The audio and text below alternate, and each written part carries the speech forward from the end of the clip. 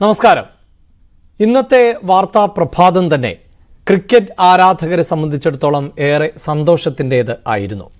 ഇന്നലെ ഏറെ വൈകി നടന്ന 2020 ലോകകപ്പിൻ്റെ സെമി പോരാട്ടത്തിൽ ഇന്ത്യ ഇംഗ്ലണ്ടിനെ പരാജയപ്പെടുത്തി. നാളെ നടക്കുന്ന ഫൈനൽ പോരാട്ടത്തിൽ ദക്ഷിണാഫ്രിക്കയാണ് എതിരാളികൾ. 2007 ആദ്യ 2020 കിരീടം ചൂടിയത് ഇന്ത്യയായിരുന്നു. അന്ന് മലയാളികളുടെ അഭിമാന താരമായ ശ്രീശാന്ത് എടുത്ത അതിമനോഹരമായ ക്യാച്ച് ആ വിജയത്തിലേക്ക് നയിച്ചതുമാണ്. 2014 പക്ഷേ ശ്രീലങ്കയോട് ഫൈനൽ പോരാട്ടത്തിൽ ഇന്ത്യ പരാജയപ്പെടുകയും ചെയ്തു. കഴിഞ്ഞ ഏകദിന ലോകകപ്പിലും ഫൈനൽ പോരാട്ടത്തിൽ ഇന്ത്യ നിരാശപ്പെടുത്തുകയാണ് ചെയ്തത്. ഓസ്ട്രേലിയയോടായിരുന്നു ആ തോൽവി. എന്തായാലും 2020 ലോകകപ്പിൽ മൂന്നാം തവണയും ഫൈനലിൽ പ്രവേശിക്കുമ്പോൾ ആരാധകർ ഏറെ പ്രതീക്ഷയിലാണ്. ആ വാർത്തയുടെ വിശദാംശങ്ങൾ അടക്കം നമുക്ക് പരിശോധിക്കാം. വാർത്താരംഭം തുടങ്ങുന്നു. ആദ്യം പ്രധാന തലക്കെട്ടുകൾ. സംസ്ഥാനത്ത് മഴയുടെ ശക്തി കുറഞ്ഞു. ഇന്ന് 9 ജില്ലകളിൽ യെല്ലോ അലർട്ട്. കോട്ടയം ജില്ലയിൽ ഇന്നും അവധി. പാലക്കാട് മംഗലം ഡാമിന്റെ ഷട്ടറുകൾ തുറക്കും. കടൽക്ഷോഭത്തിന് പരിഹാരം തേടി എടവനക്കാട് പഞ്ചായത്തിൽ ഹർത്താൽ.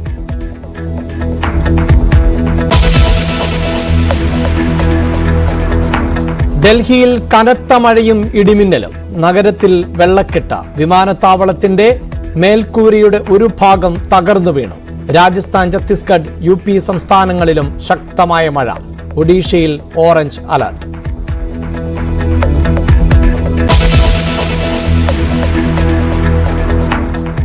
മനു തോമസിന്റെ ആരോപണങ്ങൾ CPIM-നെതിരെ ആയുധമാക്കി പ്രതിപക്ഷം. നിയമസഭയിൽ ഉപക്ഷേപം. കണ്ണൂർ ജില്ലയിലെ കൊലപാതകങ്ങളിൽ ജില്ലാ നേതൃത്വത്തിന് പങ്കെന്ന് യൂത്ത് കോൺഗ്രസ്.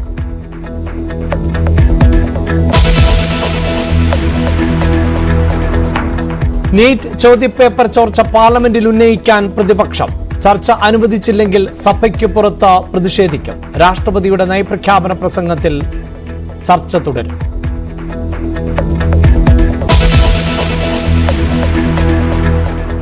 കർണാടകയിലെ ഗുണ്ടനഹള്ളിയിൽ വാഹനാപകടത്തിൽ 15 മരണം. അപകടം ടെമ്പോ ട്രാവലറും ലോറിയും കൂട്ടിയിടിച്ച്. മരിച്ചവർ ശിവമൊഗ്ഗ, ഭദ്രാവതി സ്വദേശികൾ.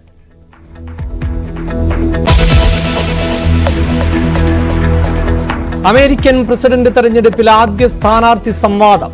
അറ്റ്ലാന്റയിൽ സംബന്ധിച്ച് ജോ ബൈഡനും ഡൊണാൾഡ് ട്രംപും. അതിർത്തി സുരക്ഷയും കുടിയേറ്റവും ചർച്ചയായി.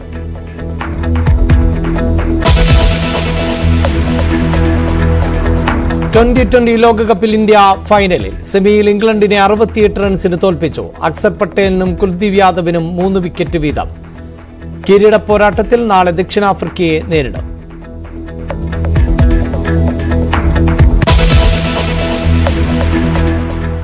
വാർത്താരംഭം തുടക്കത്തിൽ സംസ്ഥാനത്തെ മഴക്കെടുതിയിലേക്കാണ്. സംസ്ഥാനത്ത് മഴയുടെ ശക്തിക്ക് കുറവുണ്ടെങ്കിലും മഴ ദുരിതം തുടരുകയാണ്. പലയിടത്തും വെള്ളക്കെട്ട് ഇപ്പോഴും ഉണ്ട്. കോട്ടയം ജില്ലയിലെയും ആലപ്പുഴ ജില്ലയിലെ കുട്ടനാട്, ചെങ്ങന്നൂർ, അമ്പലപ്പുഴ, ചേർത്തല താലൂക്കുകളിലെയും വിദ്യാഭ്യാസ സ്ഥാപനങ്ങൾക്ക് അവധിയാണ്. കേരള തീരത്ത് ഉയർന്ന തിരമാലകൾക്ക് സാധ്യതയുണ്ട് എന്നാണ് മുന്നറിയിപ്പ്. ജലനിരപ്പ് ഉയർന്നതിനെ തുടർന്ന് പാലക്കാട് മംഗലം ഡാമിന്റെ സ്പിൽവേ ഷട്ടറുകൾ നിയന്ത്രിത അളവിൽ തുറക്കും. ചെറുകുന്നംപുഴയുടെ തീരത്തുള്ളവർ ജാഗ്രത പാലിക്കണം എന്ന് നിർദ്ദേശമുണ്ട്. സംസ്ഥാനത്ത് ഇന്ന് 9 ജില്ലകളിൽ യെല്ലോ അലർട്ടാണ്. കാസർഗോഡ് മുതൽ എറണാകുളം വരെയുള്ള ജില്ലകളിൽ യെല്ലോ അലർട്ടുണ്ട്.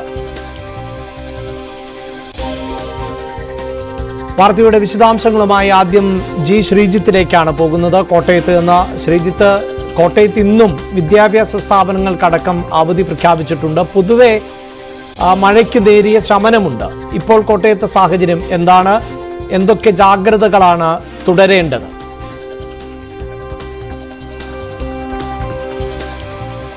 അഭിലാഷൻ, കോട്ടയത്ത് ഏതാണ്ട് മഴ പൂർണ്ണമായും ഒഴിഞ്ഞു എന്ന് തോന്നിപ്പിക്കുന്ന ഒരു കാലാവസ്ഥയാണ് ഇന്ന് രാവിലെയുള്ളത്.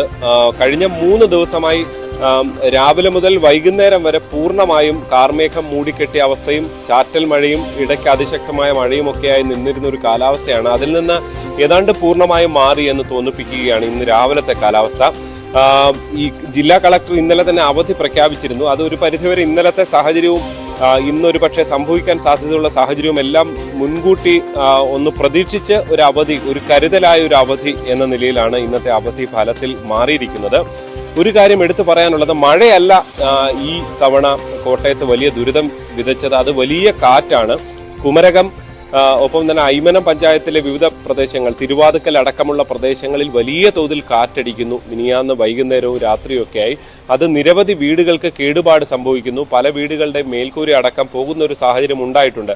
അതിനു മുൻപുള്ള 2 ദിവസങ്ങളിലും സമാനമായ സാഹചര്യമായിരുന്നു. പ്രത്യേകിച്ച് പല പ്രധാനപ്പെട്ട വഴികളിലും മരങ്ങൾ ഒടിഞ്ഞു വീഴുന്ന സാഹചര്യം ഉണ്ടായിട്ടുണ്ട്. ഇതൊരു സാധാരണ കാണാത്തത്ര ഒരു ദുരിതമായി ഇത് മാറിയിട്ടുണ്ടായിരുന്നു. അതുകൂടി മുൻകരുതലായി എടുത്തുകൊണ്ടായിരിക്കുക കഴിഞ്ഞ 3 ദിവസമായി ഫലത്തിൽ കോട്ടയം ജില്ലയിലെ വിദ്യാഭ്യാസ സ്ഥാപനങ്ങൾക്ക് അവധിയാണ്. അതിന്റെ കാരണം ഒരുപക്ഷെ മഴയോ അല്ലെങ്കിൽ നദികളിൽ നിന്ന് ഉയർന്നു വന്ന് കയറിയ വെള്ളപ്പൊക്കമോ ഒന്നും അല്ല എന്ന് വേണം മനസ്സിലാക്കാൻ. കാരണം നദികളിൽ ഇപ്പോഴും മുന്നറിയിപ്പ് നിലയിൽ മാത്രമേ വെള്ളമുള്ളൂ. അതും എടുത്തു പറയാനുള്ളത് ഇത്തവണത്തെ സവിശേഷത, സാധാരണഗതിയിൽ ആദ്യം ഈരാറ്റുപേട്ടയും പിന്നെ പാലയിലും ഒക്കെ വെള്ളം കയറുന്നു. ഇപ്പുറത്ത് മണിമലയാറ്റിലാണെങ്കിൽ മുണ്ടക്കയത്ത് കോസ്വേ മുങ്ങുന്ന സാഹചര്യം ഉണ്ടാകുന്നു.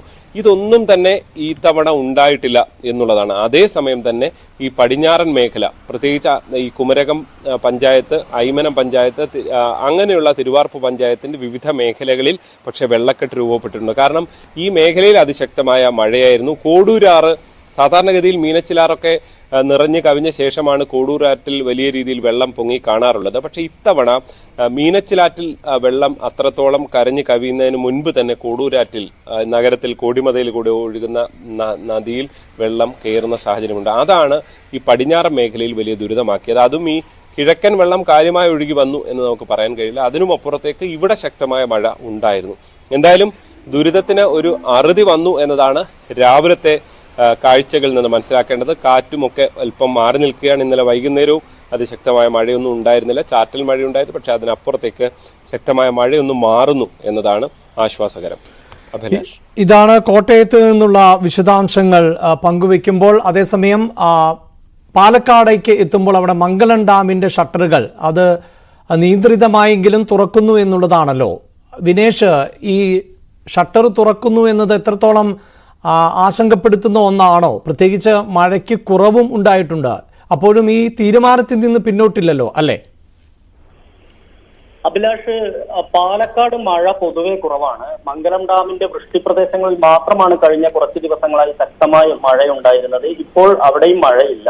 എങ്കിൽ പോലും ഇതിന്റെ ഡാമിന്റെ ബ്ലൂ അലർട്ട് ലെവൽ 76 മീറ്റർ ആക്കിയാണ് നിജപ്പെടുത്തിയിട്ടുള്ളത്. ആ 76 മുകളിൽ എത്തിയിട്ടുണ്ട്. 76.51 മീറ്റർ ആണ് ഇപ്പോൾ ഇതിന്റെ ജലനിരപ്പ് ഉയർന്നിട്ടുള്ളത്. ഈ ഒരു സാഹചര്യത്തിലാണ് മംഗലം ഡാമിന്റെ സ്പിൽവേ ഷട്ടറുകൾ തുറക്കാൻ തീരുമാനിച്ചിട്ടുള്ളത്. ഇന്ന് 11 മണിക്കാണ് ഇതിന്റെ ഷട്ടറുകൾ തുറക്കുക. ചെറുകുന്നം പുഴയുടെ തീരത്തുള്ളവർ ജാഗ്രത പാലിക്കണമെന്ന നിർദ്ദേശമുണ്ട്. അതേസമയം തന്നെ മറ്റുള്ള ഡാമുകൾ എടുത്തു നോക്കിക്കഴിഞ്ഞാൽ മറ്റുള്ള ഡാമുകളിലൊന്നും ആവശ്യത്തിന് വെള്ളമില്ലാത്തൊരവസ്ഥയുണ്ട്. കാരണം ഞാൻ നേരത്തെ സൂചിപ്പിച്ച പോലെ തന്നെ കഴിഞ്ഞ കുറച്ച് ദിവസങ്ങളായി മറ്റുള്ള ജില്ലകളിൽ ശക്തമായ മഴ തുടരുമ്പോഴും ഒറ്റപ്പെട്ട മഴ മാത്രമാണ് പാലക്കാട് ലഭിച്ചത്. ചില പ്രദേശങ്ങളിൽ മാത്രമാണ് മഴയുണ്ടായത്. അങ്ങനെയാണ് മംഗലം ഡാം നിറഞ്ഞത്. എന്നാൽ പാലക്കാട് ഏറ്റവും വലിയ ഡാമായ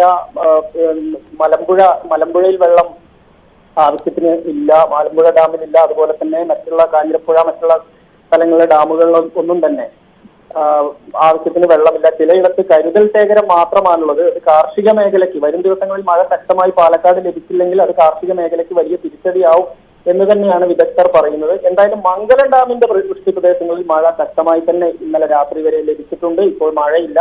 എങ്കിൽ പോലും 11 മണിയോടുകൂടി തന്നെ സ്പിൽവേ ഷട്ടറുകൾ തുറക്കും. വിശദാംശങ്ങളാണ് പാലക്കാട് നിന്ന് വിനേഷ് കുമാറും പങ്കുവച്ചത്.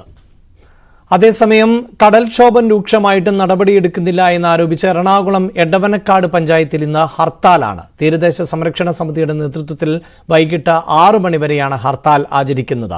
പ്രതിഷേധത്തിന്റെ ഭാഗമായി ഇന്നലെ വൈപ്പിൻ സംസ്ഥാനപാത പ്രദേശവാസികൾ ഉപരോധിച്ചിരുന്നു. പ്രദേശത്ത് ടെട്രാപാഡ് കടൽ ഭിത്തികൾ നിർമ്മിക്കണം എന്നാണ് പ്രധാന ആവശ്യം.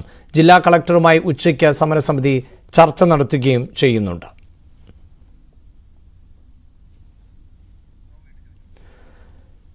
വിശദാംശങ്ങളുമായി നവമി ദിനേശാണ് ചേരുന്നത്. നവമി, കഴിഞ്ഞ ദിവസവും വലിയ പ്രതിഷേധം തന്നെയായിരുന്നു ഈ പ്രദേശവാസികൾ സൃഷ്ടിച്ചത്.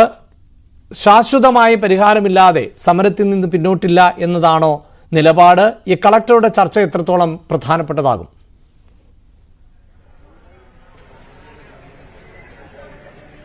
അഭിലാഷ്, രാവിലെ 6 മണിക്ക് തുടങ്ങിയ ഹർത്താൽ ഇപ്പോഴും പുരോഗമിക്കുകയാണ്. ഇവിടെ ബോർഡൊക്കെ വെച്ച് വാഹനങ്ങൾ തടഞ്ഞുകൊണ്ടുള്ള ഒരു പ്രതിഷേധം തന്നെയാണ് എടവനാട്ട് ഇപ്പോൾ കാണാൻ സാധിക്കുന്നത്. ഈ അത്യാവശ്യ സർവീസുകൾ, ഈ ആംബുലൻസ് അല്ലെങ്കിൽ സ്കൂൾ ബസ് മാത്രമേ ഇപ്പോൾ കടത്തിവിടുകയുള്ളൂ. ബാക്കി എല്ലാ വണ്ടികളും ഇവിടെ ബ്ലോക്ക് ചെയ്തിരിക്കുകയാണ്, വഴിതിരിച്ചു വിട്ടിരിക്കുകയാണ്. ഇവരുടെ പ്രധാനപ്പെട്ട ആവശ്യം, നമുക്കറിയാം, ഇവർ നേരിടുന്ന ഏറ്റവും വലിയ പ്രശ്നം, ഈ ഏറ്റവും കൂടുതലുള്ളത് മത്സ്യത്തൊഴിലാളികളാണ്, തീരദേശത്ത് താമസിക്കുന്നവരാണ്.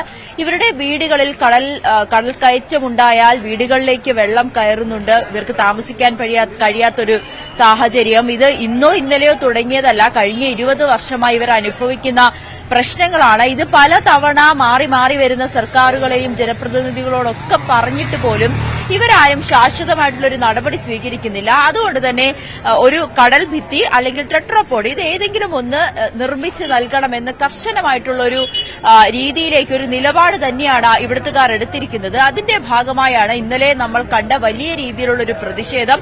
റോഡ് ഉപരോധിച്ചുകൊണ്ടുള്ള ഒരു പ്രതിഷേധമായിരുന്നു ഇന്നലെ ഇവിടെ നിന്ന് കണ്ടിരുന്നത്. പിന്നീട് ഫോർട്ട് കൊച്ചി സബ് കളക്ടർ അടക്കം ഇവിടെ എത്തി ഇവരുമായി സംസാരിച്ചുവെങ്കിലും ഒരു അനുനയ നീക്കത്തിന് സാധിച്ചിരുന്നില്ല. കാരണം ഇവർ പറയുന്നത്, പലതവണ ഇത്തരത്തിൽ മന്ത്രിമാരും അതോടൊപ്പം തന്നെ ജനപ്രതിനിധികളും വരും, തങ്ങളെ കാണുന്നു, തങ്ങളെ കണ്ട് പോകുന്നു എന്നതിനപ്പുറത്തേക്ക് ഇവർക്കൊരു പരിഹാരം കണ്ടെത്താൻ ഇതുവരേക്കും ആരെ കൊണ്ടും സാധിച്ചിട്ടില്ല. അതുകൊണ്ട് തന്നെയാണ് ഒരു ഹർത്താൽ എന്ന രീതിയിലേക്ക് കൂടുതൽ പ്രതിഷേധം വ്യാപിപ്പിക്കാൻ ഇവർ തീരുമാനിച്ചിരിക്കുന്നത്. എന്നാലും ഇന്ന് 12 മണിക്ക് ജില്ലാ കളക്ടറുമായി യോഗം വിളിച്ചിട്ടുണ്ട്. ഈ ജനകീയ സമിതിയിലെ ജനപ്രതിനിധികളും ജില്ലാ കളക്ടറുമായി ഇന്ന് 12 മണിക്ക് യോഗം ചേരും. ഈ യോഗത്തിൽ ഒരു പരിഹാരം കണ്ടെത്തിയിട്ടില്ല എങ്കിൽ ഈ ഹർത്താൽ അല്ലെങ്കിൽ കൂടുതൽ വലിയ രീതിയിലുള്ള ഒരു പ്രതിഷേധവുമായി മുന്നോട്ട് പോകാൻ തന്നെയാണ് തീരുമാനിച്ചിരിക്കുന്നത്. ചേട്ടാ, നമുക്ക് ഇവിടെ ഉള്ളവരോട് തന്നെ ചോദിക്കാം. ചേട്ടാ, ഈ ഒരു പ്രതിഷേധം വലിയ രീതിയിലേക്ക് പൊയ്ക്കൊണ്ടിരിക്കുകയാണ്. ഇന്ന് 12 മണിക്ക് കളക്ടറുമായിട്ട് നിങ്ങളൊരു സംസാരിക്കാൻ തീരുമാനിച്ചിരിക്കുകയാണ്. എന്താണ് ഈ ഒരു പ്രതിഷേധം? ഇനി മുന്നോട്ട് പോകുമോ? നിങ്ങളുടെ പ്രശ്നത്തിന് പരിഹാരം കണ്ടില്ലെങ്കിൽ ഞങ്ങൾ സമരമായിട്ട് മുന്നോട്ട് പോകാൻ തന്നെ തീരുമാനിച്ചിരിക്കുന്നത്. ഇനി ശക്തമാക്കുന്നത് അതിനുവേണ്ടിയാണ് ഞങ്ങൾ ഇപ്പൊ നടക്കുന്നത്. പരിഹാരം കണ്ടില്ലെങ്കിൽ ഇനി ഇതിലും ശക്തമാവും. അതിനുവേണ്ടിയാണ് ഈ പരിപാടി ഇപ്പൊ നടത്തിക്കൊണ്ടിരിക്കുന്നത്. ഈ സർക്കാർ മാറി മാറി വരുന്നുണ്ട്, നിങ്ങൾക്ക് ചെയ്തു തരാമെന്ന് പറയുന്ന വാഗ്ദാനങ്ങൾ മാത്രമേ ഉള്ളൂ, ഒന്നും ചെയ്തിട്ടില്ല. ഈ പുലിമുട്ടായാലും കടൽഭിത്തി ആയാലും റോഡായാലും ഒന്നും ചെയ്തിട്ടില്ല. തീരദേശ റോഡായാലും ഒന്നും ചെയ്തിട്ടില്ല. ഒരുപാട് പൈസ ഇവിടെ പാസ്സായിട്ടും അതുവരെ ചെയ്തിട്ടില്ല. ഇവിടെ പ്രതിഷേധവുമായി മുന്നോട്ട് പോകാൻ തന്നെയാണ്. അവിടെ ചെന്നൊന്ന് കാണുത് 7 പേര് മരിച്ച സ്ഥലമാണ്. 2004 സുനാമിയില് എറണാകുളം ജില്ലയിൽ 5 പേര് മറ്റു പ്രദേശമാണ്. ഇവിടെ സുനാമിക്ക് പാസ്സായ ഫണ്ട് പോലും ഇവിടെ വിനിയോഗിച്ചില്ല. അന്ന് 12.5 കോടി രൂപ അതിനുശേഷം പാസ്സായിട്ട് പോലും തീരദേശത്തൊരു കല്ലെടുത്ത് വെച്ചില്ല. പിന്നീട് കാലാകാലങ്ങളിൽ കടൽക്ഷോഭം ഉണ്ടാകും, വീടുകളിലും. അപ്പോൾ MLA MP കളക്ടറെയൊക്കെ വന്ന് കുറെ വാഗ്ദാനങ്ങളൊക്കെ ചെയ്യും. വാഗ്ദാനങ്ങളല്ലാണ്ട് വേറൊന്നും ചെയ്യാറില്ല. പിന്നെ ചെയ്യുന്നതാണ് മണ്ണുവാട വെക്കും. അതുകൂടാതെ ജിയോ ബാഗ്, ഇതെല്ലാം. ഈ ജിയോ ബാഗ് ഒരു കടൽ വരുമ്പോൾ തന്നെ ഇതൊക്കെ പൊളിഞ്ഞു പോകും. ഞങ്ങൾക്ക് ശാശ്വതമായ പരിഹാരം ഇല്ല. അപ്പൊ ശാശ്വതമായ പരിഹാരം ഇപ്പൊ സുനാമിക്ക് വന്നതിന് അതിനേലും ഭീകരമായ അവസ്ഥയാണ് ഇപ്പോൾ ഉള്ളത്. അതാണ് വൈകാരികമായി 20 വർഷത്തിന് ശേഷമെങ്കിലും ഇന്നലെ ഈ ശക്തമായ സമരം നടത്തിയത്. ഇന്ന് 12 മണിക്ക് കളക്ടറേറ്റിൽ മീറ്റിംഗിന് വിളിച്ചിട്ടുണ്ട്. പഞ്ചായത്തിന്റെ പ്രതിനിധികൾ, തീരദേശത്തെ വാർഡ് മെമ്പർമാർ 3 പേര്, സമരസമിതിയുടെ 4 പേര്, അങ്ങനെ 9 പേര് പോകാൻ തീരുമാനിച്ചിട്ടുണ്ട്. വിജയിക്കുമെന്നുള്ള പ്രതീക്ഷയൊന്നും ഞങ്ങൾക്കില്ല. അതുകൊണ്ട് തന്നെ ഇന്ന് 6 മണി തുടങ്ങി വൈകിട്ട് 6 മണി വരെ സമാധാനമായിട്ടുള്ള ഹർത്താൽ നടത്തുകയാണ്.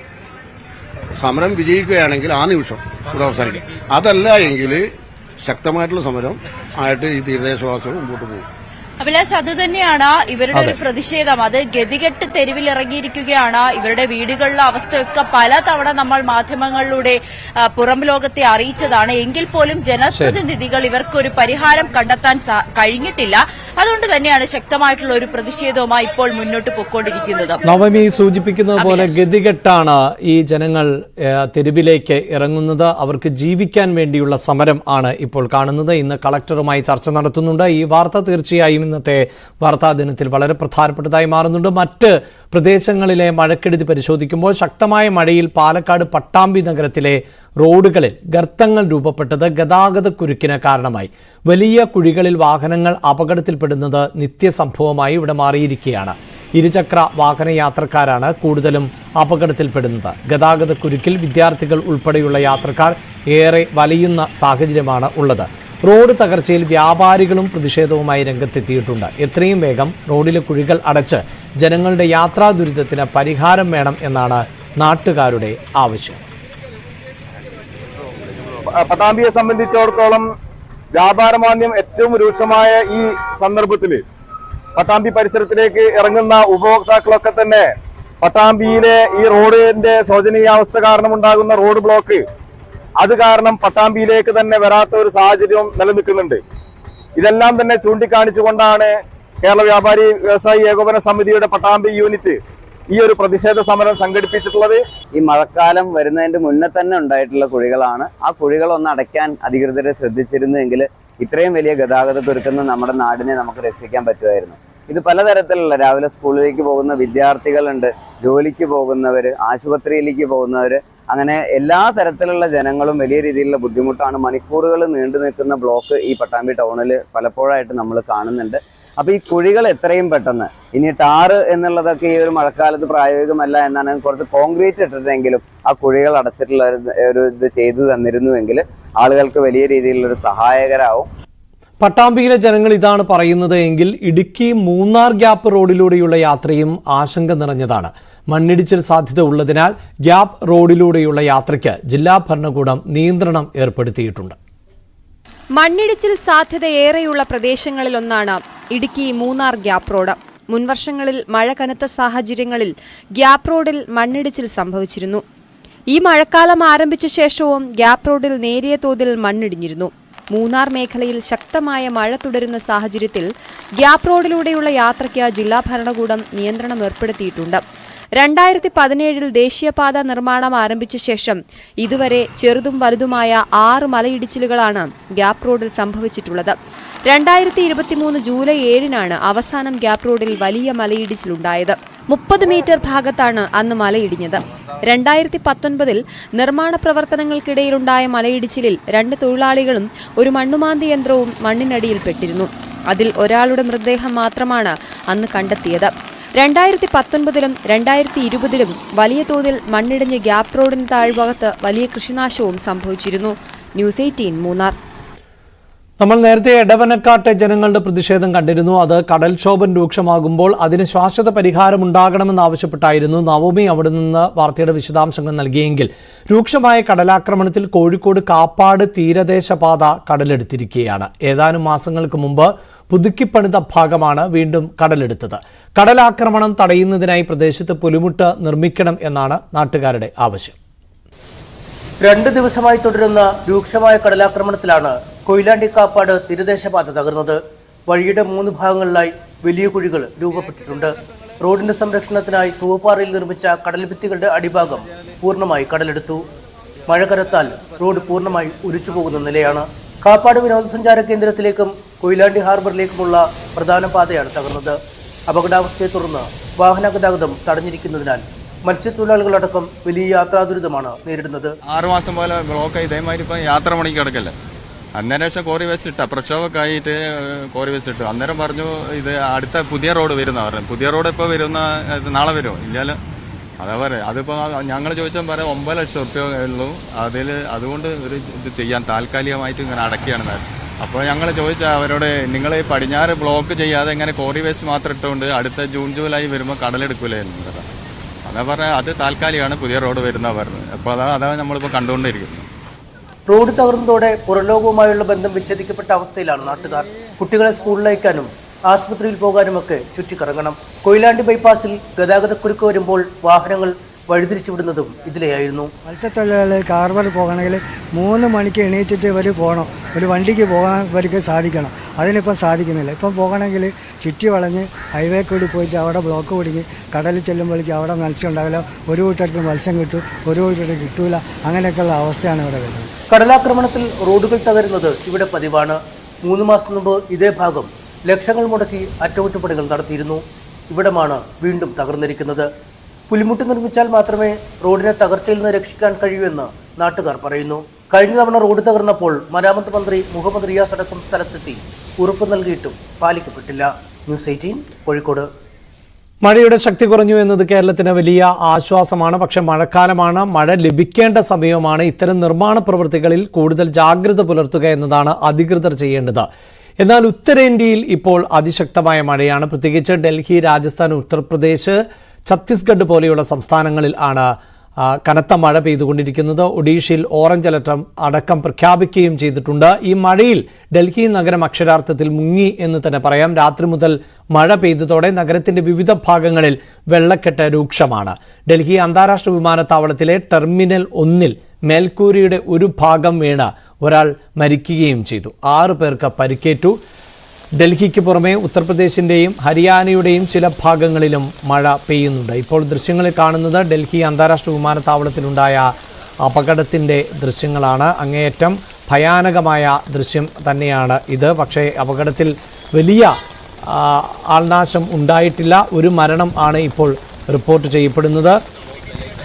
വിശദാംശങ്ങളുമായി നാഷണൽ ഡെസ്കിൽ നിന്ന് ER രാഗേഷ് ആണ് ചേരുന്നത്. രാഗേഷ്, ഉത്തരേന്ത്യയിൽ പല സംസ്ഥാനങ്ങളിലും മഴ കനത്തു. പക്ഷേ ഡൽഹിയിലാണ് ഇപ്പോൾ നമുക്ക് ഈ നാശനഷ്ടങ്ങൾ അധികമായും കാണാൻ സാധിക്കുന്നത്.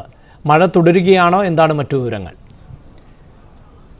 അഭിലാഷ്, കഴിഞ്ഞ 2 ദിവസമായി ഡൽഹിയിൽ മഴ പെയ്യുന്നുണ്ട്. പക്ഷേ ഇന്നലെ രാത്രി മുതൽ ആരംഭിച്ച മഴ ഇപ്പോഴും തുടരുന്നതാണ്. ഡൽഹിയിൽ വെള്ളക്കെട്ട് രൂക്ഷമാക്കിയിരിക്കുന്നത്. ഡൽഹിയുടെ പല ഭാഗങ്ങളിലും ഇപ്പോൾ വെള്ളം കയറിയ നിലയിലാണ്. അതായത് കൊണാട്ട് പ്ലേസിനോട് ചേർന്നുള്ള മിൻറ്റോ റോഡിൽ, ഓൾഡ് ഡൽഹിയിലേക്ക് പോകുന്ന മിൻറ്റോ റോഡിൽ അണ്ടർപാസിൽ പൂർണ്ണമായും വെള്ളം കയറിയ നിലയിലാണ്. സമാനമായി എയിംസിലേക്ക് പോകുന്ന അണ്ടർപാസിൽ, മൂൽചന്ദിലേക്ക് പോകുന്ന അണ്ടർപാസിൽ അവിടെയും പൂർണ്ണമായി വെള്ളം കയറിയ നിലയിലാണ്. കർത്തവ്യ പഥിൽ പൂർണ്ണമായി വെള്ളം കയറി നിൽക്കുന്നു. അങ്ങനെ ഡൽഹിയുടെ പല ഭാഗങ്ങളിലും വെള്ളക്കെട്ട് രൂക്ഷമായി തന്നെ തുടരുകയാണ്. ഇപ്പോൾ മഴയ്ക്ക് നേരിയ ശമനമുണ്ടെങ്കിൽ പോലും പൂർണ്ണമായി മഴ മാറിയിട്ടില്ല. ചാറ്റൽ മഴ ഇപ്പോഴും തുടരുന്നുണ്ട്. ദേശീയ പാതയിലടക്കം പലയിടത്തും ഗതാഗത സ്തംഭനവും രൂക്ഷമായിട്ടുണ്ട്. ഇനിയും മഴ തുടർന്നാൽ സ്ഥിതി കൂടുതൽ ഗുരുതരമാകും. കാരണം സാധാരണഗതിയിൽ ഡൽഹിയിൽ 1 മണിക്കൂർ നിർത്താതെ മഴ പെയ്താൽ വെള്ളം കയറുന്ന നഗരമാണ്. ആ നഗരത്തിൻ്റെ ഒരു ഘടന തന്നെ അങ്ങനെയാണുള്ളത്. ഏതായാലും IMDയുടെ ഭാഗത്തുനിന്ന്, കാലാവസ്ഥ നിരീക്ഷണ കേന്ദ്രത്തിന്റെ ഭാഗത്തുനിന്ന് ഇപ്പോൾ അറിയിപ്പ് വന്നിട്ടുണ്ട്. ഡൽഹിയിൽ ശക്തമായ മഴയ്ക്ക് ഇനിയും സാധ്യതയുണ്ട്. ഓറഞ്ച് അലർട്ടാണ് ഇപ്പോൾ ഡൽഹിയിൽ പ്രഖ്യാപിക്കുകയും ചെയ്തിട്ടുള്ളത്. ഏതായാലും ഈ കനത്ത മഴയ്ക്കിടെയാണ് ഡൽഹി അന്താരാഷ്ട്ര വിമാനത്താവളത്തിൽ ഒരു അപകടമുണ്ടായത്. ടെർമിനൽ 1 ആണ്, അതായത് ആഭ്യന്തര ടെർമിനലാണ് അപകടമുണ്ടായത്. മേൽക്കൂര തകർന്ന് വീണ്, മേൽക്കൂരയുടെ ഒരു ഭാഗം തകർന്നു വീഴുകയും ഒപ്പം തന്നെ ബീമുകൾ തകരുകയും ചെയ്തു. തുടർന്ന് ഒരാൾ കൊല്ലപ്പെട്ടിരിക്കുന്ന വാർത്തയാണ് ഇപ്പോൾ പുറത്തു വന്നിരിക്കുന്നത്. 6 പേർക്ക് പരിക്കേൽക്കുകയും ചെയ്തിട്ടുണ്ട്. അതായത് ഡിപ്പാർച്ചർ മേഖലയോട് ചേർന്നുള്ള പ്രദേശത്താണ് ഇത്തരത്തിൽ അപകടം സംഭവിച്ചത്. ഡൽഹി വിമാനത്താവളം സാധാരണഗതിയിൽ രാജ്യത്ത് തന്നെ ഏറ്റവും തിരക്കുള്ള വിമാനത്താവളമാണ്. നിരവധി പേർ വരികയും പോവുകയും ചെയ്യുന്ന വിമാനത്താവളം. അവിടെ യാത്രക്കായി എത്തിയ ഏതോ സംഘത്തിന് ഒപ്പം എത്തിയ ഡ്രൈവർ ആ വാഹനത്തിന് മുകളിലേക്കാണ് ഇപ്പോൾ മേൽക്കൂര പതിച്ചിരിക്കുന്നത്. ദൃശ്യങ്ങളിൽ തന്നെ ആ ഭീകരത വ്യക്തമാവുന്നതാണ്. ഇങ്ങനെ ഡ്രൈവർ കൊല്ലപ്പെട്ടിരിക്കുന്ന വാർത്തയാണ് ഇപ്പോൾ കൂട്ടിച്ചേർക്കാനുള്ളത്. ഒപ്പം 6 പേർക്ക് പരിക്കേൽക്കുകയും ചെയ്തിട്ടുണ്ട്. ഇതിൽ 3 പേരുടെ നില ഗുരുതരമായി തുടരുന്നു. ഏതായാലും ഇവിടെ NDRFന്റെ നേതൃത്വത്തിൽ രക്ഷാപ്രവർത്തനം തുടരുകയാണ്. CASFനാണ് വിമാനത്താവളത്തിന്റെ സുരക്ഷാ ചുമതല. CAF സംഘവും ഇവിടെ രക്ഷാപ്രവർത്തനത്തിന് മുന്നിട്ട് നിൽക്കുന്നുണ്ട്. പക്ഷേ മഴ പെയ്യുന്നത് ഈ രക്ഷാപ്രവർത്തനത്തെ ബാധിക്കുകയും ചെയ്തിട്ടുണ്ട്. അതുകൊണ്ട് തന്നെ ഇപ്പോൾ 2 മണി വരെ ആഭ്യന്തര ടെർമിനലിൽ നിന്ന് വിമാന സർവീസുകളെല്ലാം തന്നെ റദ്ദാക്കിയിരിക്കുകയാണ്. സ്പൈസ് ജെറ്റും ഇൻഡിഗോയും നേരത്തെ അറിയിപ്പിലൂടെ അറിയിച്ചിരുന്നെങ്കിൽ ഇപ്പോൾ അധികൃതർ തന്നെ വ്യക്തമാക്കിയിരിക്കുന്നു 2 മണി വരെ ആഭ്യന്തര ടെർമിനലിൽ നിന്ന് വിമാനങ്ങളൊന്നും തന്നെ സർവീസ് നടത്തില്ല എന്ന് വ്യക്തമാക്കിയിരിക്കുകയാണ്. കേന്ദ്ര വ്യോമയാന മന്ത്രി രാംമോഹൻ നായിഡു ഈ വിധികൾ വിലയിരുത്തി വരികയാണ്, പരിശോധിച്ച് വരികയാണ് എന്നുകൂടി വ്യക്തമാക്കുകയും ചെയ്തിട്ടുണ്ട്. ഏതായാലും ശക്തമായ മഴ ഡൽഹിയിൽ തുടരുകയാണ്. അഭിലാഷ്, അതോടൊപ്പം തന്നെ ഡൽഹിയിൽ ഈ മഴ തുടരുമ്പോൾ തന്നെ മറ്റ് സംസ്ഥാനങ്ങൾ, ഇപ്പോൾ രാജസ്ഥാനിൽ മഴയുണ്ട്. ഡൽഹിയോട് ചേർന്നുള്ള സംസ്ഥാനമാണ് ഉത്തർപ്രദേശും അടക്കം. അവിടെയും മഴ ശക്തമെന്നാണ് അറിയുന്നത്. ഈ വിമാന ഗതാഗതത്തെ ബാധിച്ചു എന്ന് ER രാഗേഷ് പറഞ്ഞു കഴിഞ്ഞു. ഈ റോഡിലെ വെള്ളക്കെട്ട് വലിയ തോതിൽ ഗതാഗത തടസ്സം സൃഷ്ടിക്കുന്നില്ലേ? എന്താണ് അത്തരം വിവരങ്ങൾ കൂടി? ഡൽഹി അടക്കം ഉത്തരേന്ത്യൻ സംസ്ഥാനങ്ങളിൽ നിലവിൽ കനത്ത ചൂടാണ് അനുഭവപ്പെടുന്നത്. പക്ഷേ കഴിഞ്ഞ 2 ദിവസമായി പലയിടത്തും ശക്തമായ മഴ പെയ്യുന്നുണ്ട്. നിലവിലെ ഈ മഴ ഡൽഹിയിൽ മാത്രമല്ല സമീപ സംസ്ഥാനങ്ങളിലൊക്കെ തന്നെയുണ്ട്. UP-യിൽ ഈ കനത്ത മഴ പെയ്യുന്നുണ്ട്. ഒപ്പം ഹരിയാനയിൽ നല്ല മഴ ലഭിക്കുന്നുണ്ട്. നോയിഡയിലടക്കം പലയിടത്തും സമാനമായ രീതിയിൽ വെള്ളക്കെട്ട് രൂക്ഷമായി തന്നെ തുടരുകയാണ്. സമാനമായ സ്ഥിതി തന്നെയാണ് ഹരിയാനയിൽ അടക്കമുള്ളത്. ശക്തമായ മഴ ഇവിടങ്ങളിലൊക്കെ തന്നെ ലഭിക്കുന്നുണ്ട്. ഏതായാലും ഡൽഹിയിലെ വിഷയം ഇപ്പോൾ BJP വലിയ രാഷ്ട്രീയ ആയുധമാക്കി മാറ്റിയിരിക്കുകയാണ്. അതായത് ഈ ഡ്രെയിനേജ് സംവിധാനം, അഴുക്കുചാലുകളൊന്നും വൃത്തിയാക്കാത്തതാണ് നിലവിലെ വെള്ളക്കെട്ടിന് കാരണമെന്ന ആണ് ഇപ്പോൾ BJP വ്യക്തമാക്കിയിരിക്കുന്നത്. പ്രത്യേകിച്ച് ഡൽഹി സർക്കാരിന് കീഴിലാണ് ഈ വകുപ്പ് എല്ലാം തന്നെ വരുന്നത്. അപ്പോൾ സർക്കാരിന്റെ ഭാഗത്ത് വലിയ അനാസ്ഥ ഈ സംഭവത്തിലുണ്ടായി. അതുകൊണ്ട് തന്നെ വെള്ളക്കെട്ടിൽ ഇപ്പോൾ ബോട്ട് ഇറക്കിക്കൊണ്ടൊരു പ്രതിഷേധമാണ് ഇപ്പോൾ BJPയുടെ ഭാഗത്ത് നടക്കുന്നത്. BJP കൗൺസിലർ രവീന്ദർ നേഗി ആണ് ഇത്തരത്തിലൊരു പ്രതിഷേധവുമായി രംഗത്തെത്തിയിട്ടുള്ളത്. നമുക്ക് അദ്ദേഹത്തിന്റെ വാക്കുകൾ കൂടി കേൾക്കാം. का नाला सारा ओवरफ्लो है। मानसून रहते हुए इन्होंने दिल्ली के नालों की सफाई नहीं कराई, जिसकी वजह से जल भराव की समस्या आ चुकी है। हम सदन में बार बार ये आवाज उठा रहे थे। हमने सदन में कहा, निगम के सदन में, कि नालों की सफाई कराइए, PWD के नालों की सफाई कराइए। अब दिल्ली नगर निगम में आम आदमी पार्टी की सरकार, दिल्ली में आम आदमी पार्टी की सरकार, डबल इंजन की इनकी सरकार, इनको शर्म नहीं आती। दिल्ली के लोग बेहाल हो गए। अब सुबह सुबह सब ऑफिस को जा रहे हैं, पर जल भराव इतना है, किसी की गाड़ी खराब हो रही है, किसी की बस खराब हो रही है, सामने बस खराब है, और इतना बुरा हाल है। इनके मंत्रियों के कान में जू नहीं रह रही, शर्म नहीं आ रही। जगह जगह पानी भर रहा है। सारा NH का ये PWD का रास्ता, PWD का रोड है। दिल्ली सरकार PWD का रोड है, और उसके सारा जल भराव हो चुका है। दिल्ली बेहाल है, बिनोद नगर डूब चुका है। पचमढ़गंज विधानसभा का क्षेत्र है, यहाँ से मनीष सिसोदिया जी विधायक है।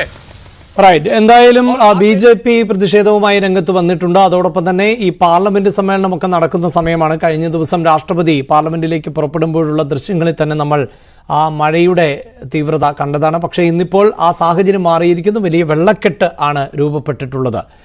അതേസമയം മറ്റൊരു വാർത്ത ദേശീയ തലത്തിൽ ഉണ്ടായിട്ടുള്ളത് ഒരു അപകട വാർത്തയാണ്. അത് നമ്മുടെ അയൽ സംസ്ഥാനമായ കർണാടകത്തിൽ നിന്നാണ്. ഗുണ്ടനഹള്ളിയിൽ ആണ് വാഹനാപകടത്തിൽ 15 പേർ മരിച്ചത്. ടെമ്പോ ട്രാവലറും ലോറിയും കൂട്ടിയിടിച്ചാണ് ഈ അപകടം ഉണ്ടായത്. ബലഗാവിലെ സവദത്തിയല്ലമ്മ ക്ഷേത്രത്തിൽ ദർശനം നടത്തി മടങ്ങുകയായിരുന്ന തീർത്ഥാടക സംഘം സഞ്ചരിച്ച ടെമ്പോ ട്രാവലറിലേക്ക് ലോറി ഇടിച്ച് കയറിയാണ് അപകടമുണ്ടായത്. മരിച്ചവർ എല്ലാം തന്നെ ശിവമൊഗയിലെ ഭദ്രാവതി സ്വദേശികൾ ആണ്.